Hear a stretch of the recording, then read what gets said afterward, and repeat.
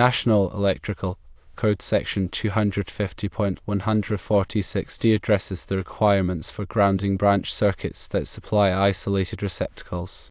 Specifically, it states that these branch circuits must be connected to the grounding terminal of the service equipment or to the grounding terminal of the isolated ground receptacle.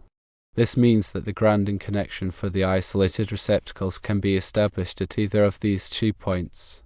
When you're dealing with a subpanel installation, such as in the scenario where an attic is being converted into an office and powered by a 60 amp subpanel, understanding this code section is crucial. The question often arises whether all branch circuit lines for the isolated receptacles intended for the computers need to be run all the way back to the main service panel, typically located in the basement. According to 250.146d, the answer is no. The code permits connecting the branch circuit lines to the grounding terminal of the subpanel itself, provided that the subpanel's grounding system is properly established. Here's a breakdown of the key considerations and steps involved in ensuring a compliant and safe installation. Firstly, understanding isolated ground receptacles. Isolated ground receptacles are designed to minimize electrical noise and interference that can affect sensitive electronic equipment, such as computers. They achieve this by providing a separate grounding path that is isolated from the normal equipment grounding system. This separate path helps prevent stray currents from contaminating the clean ground needed for optimal computer performance. Secondly, grounding at the subpanel. When grounding the branch circuits for the isolated receptacles at the subpanel, several factors come into play. 1. The subpanel itself must have a proper grounding connection to the main service panel. This connection is typically established through a grounding conductor, often a copper wire, that runs between the subpanel and the main service panel. 2. The grounding conductor must be of adequate size to handle the potential fault current. The size of the grounding conductor is determined by the size of the overcurrent protection device, such as a circuit breaker or fuse, protecting the feeder circuit to the subpanel. National Electrical Code Table 250.122 provides guidance on the minimum size of equipment grounding conductors for various overcurrent device ratings. 3. The subpanel's grounding bus bar must be properly bonded to the metal enclosure of the subpanel. This bonding ensures that the enclosure is at the same potential as the grounding system, minimizing the risk of electrical shock. 4. When connecting the branch circuit conductors to the isolated receptacle, ensure that the grounding conductor is connected to the designated isolated ground terminal in the receptacle. This terminal is typically identified by an orange triangle or other distinctive marking. 5. The isolated ground conductor should be run continuously from the receptacle back to the grounding bus bar in the subpanel without any splices or interruptions. This continuous path ensures a low impedance grounding path for the isolated ground system. 6. It's important to note that the isolated ground system is not a substitute for the normal equipment grounding system. The equipment grounding conductor, which is typically a green or bare copper wire, must still be connected to the grounding terminal in the receptacle, in addition to the isolated ground conductor. 7. All wiring and connections must be performed in accordance with the National Electrical Code and any applicable local codes. Proper workmanship and attention to detail are essential to ensure a safe and reliable installation. 8. Consider the overall load on the subpanel. Ensure that the addition of the computer circuits does not overload the subpanel's capacity. Calculate the total load of all circuits connected to the subpanel and compare it to the subpanel's rating. It's always a good idea to have some spare capacity for future expansion. 9. Use appropriately sized conductors for the branch circuits supplying the isolated receptacles. The size of the conductors is determined by the ampacity of the circuit breaker protecting the circuit. National Electrical Code Table 310.15b16 provides guidance on the ampacity of conductors based on their size and insulation type. 10. Install surge protection devices at the subpanel to protect the sensitive electronic equipment from voltage surges and spikes. Surge protection devices can help prevent damage to computers and other equipment caused by lightning strikes or other electrical disturbances. In summary, when installing isolated receptacles for computers in an attic office powered by a subpanel, you do not necessarily need to run the branch circuit lines all the way back to the main service panel. According to NEC 250.146d, you can connect the branch circuit lines to the grounding terminal of the subpanel, provided that the subpanel's grounding system is properly established and all applicable code requirements are met. This approach can simplify the wiring installation and reduce the amount of wire needed. However, it's crucial to carefully follow all grounding requirements and best practices to ensure a safe and reliable electrical system. If there is anything about the code that is not understood, consider hiring a qualified electrician that can provide you guidance and that all the requirements are met. When planning an electrical installation involving isolated receptacles, it's helpful to have a clear understanding of the purpose and benefits of this type of wiring. Isolated receptacles, also known as isolated ground receptacles, are specifically designed to minimize electrical noise and interference that could affect sensitive electronic equipment. Here's a closer look at the principles behind isolated receptacles and their applications. The primary function of an isolated receptacle is to provide a clean and dedicated grounding path for sensitive electronic equipment. In a typical electrical system, all equipment grounding conductors are connected together, forming a common ground. This common ground can be susceptible to electrical noise and interference generated by other equipment connected to the same system. This noise can manifest as voltage fluctuations or unwanted signals on the grounding conductors, which can then affect the performance of sensitive electronic equipment. Isolated receptacles address this issue by providing a separate grounding path that is isolated from the normal equipment grounding system. This separate path helps prevent stray currents and electrical noise from contaminating the clean ground needed for optimal equipment performance. The key to an isolated receptacle is its unique construction. The grounding terminal of the receptacle is not directly connected to the receptacle's mounting strap or the metal electrical box in which it is installed. Instead, the grounding terminal is connected to a dedicated grounding conductor that runs directly back to the main service panel or a designated grounding point. This dedicated grounding conductor is typically identified by an orange color or an orange stripe. By isolating the grounding terminal from the surrounding metal components, the isolated receptacle prevents electrical noise from entering the grounding path. This results in a cleaner and more stable ground reference for the connected equipment. Isolated receptacles are commonly used in a variety of applications where sensitive electronic equipment is present. These include firstly computer rooms and data centers.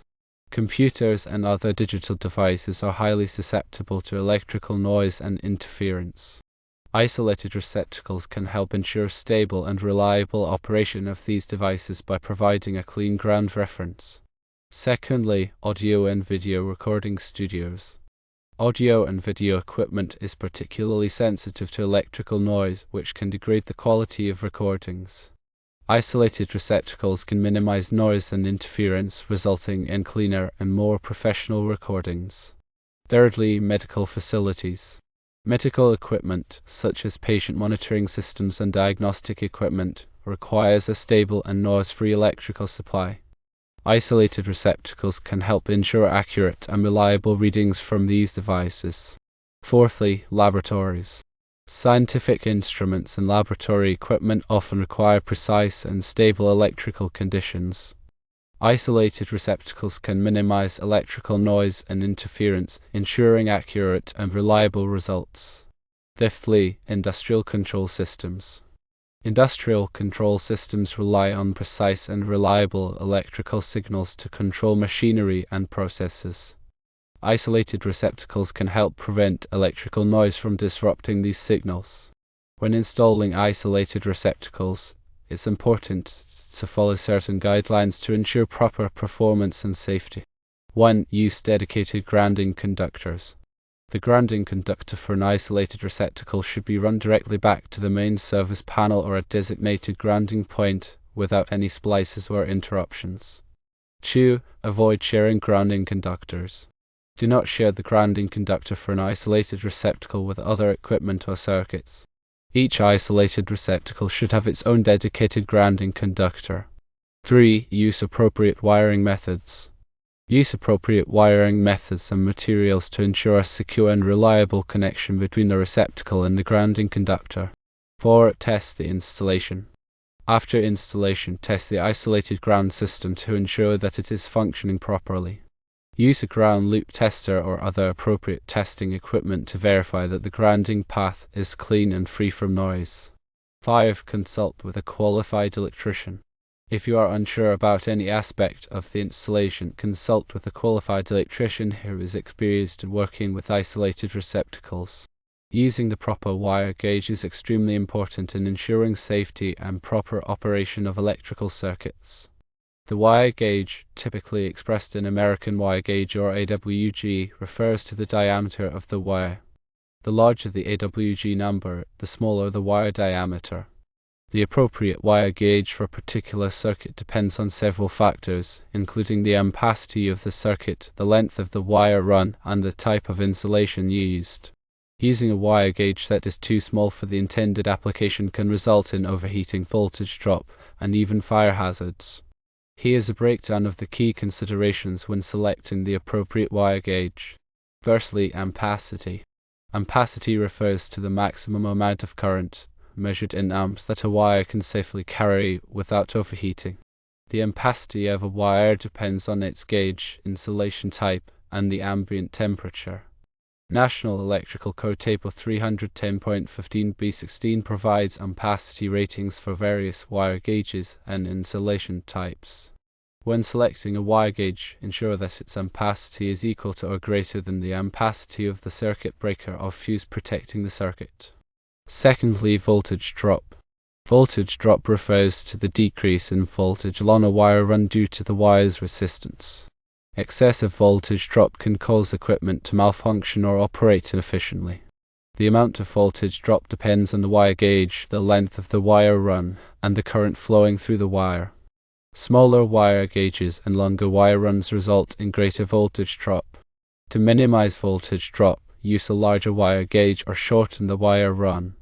The National Electrical Code recommends limiting voltage drop to 3% for branch circuits and 5% for feeders. Thirdly, insulation type. The type of insulation used on a wire affects its ampacity and its suitability for different applications.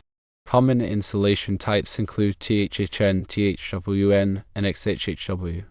Each insulation type has different temperature ratings and resistance to moisture, chemicals, and abrasion. Select an insulation type that is appropriate for the environment in which the wire will be installed. Fourthly, ambient temperature. The ambient temperature surrounding a wire can affect its ampacity. Higher ambient temperatures reduce the ampacity of a wire. The National Electrical Code provides correction factors for adjusting ampacity ratings based on ambient temperature. When installing wires in high-temperature environments such as attics or engine rooms, use a larger wire gauge or direct the wire's ampacity. Fifthly, conduit fill. When installing wires in conduit, it's important to consider the conduit fill requirements. Conduit fill refers to the percentage of the conduit's cross-sectional area that is occupied by wires. The National Electrical Code limits the maximum conduit fill to prevent overheating and ensure that the wires can be easily pulled through the conduit. The allowable conduit fill depends on the type of conduit, the number of wires, and the size of the wires. Sixthly, directing factors. In some cases, it may be necessary to direct the ampacity of wires due to factors such as bundling, ambient temperature, or the presence of harmonics. Directing factors reduce the allowable ampacity of the wire to account for these conditions. The National Electrical Code provides guidance on calculating directing factors for various situations. Seventhly, common wire gauge applications. Here are some common wire gauge applications based on circuit ampacity. 14 AWG is typically used for 15 amp circuits. 12 AWG is typically used for 20 amp circuits. 10 AWG is typically used for 30 amp circuits. 8 AWG is typically used for 40 amp circuits. 6 AWG is typically used for 55 amp circuits. These are just general guidelines, and the appropriate wire gauge may vary depending on the specific application and local code requirements. Eighthly, best practices. Always consult the National Electrical Code and local electrical codes to determine the appropriate wire gauge for a particular application. When in doubt, use a larger wire gauge than required. This will provide a greater safety margin and reduce the risk of overheating or voltage drop. Use high-quality wiring materials and follow proper wiring techniques. This will ensure safe and reliable electrical installation. Have the electrical installation inspected by a qualified electrical inspector to ensure that it meets all applicable code requirements.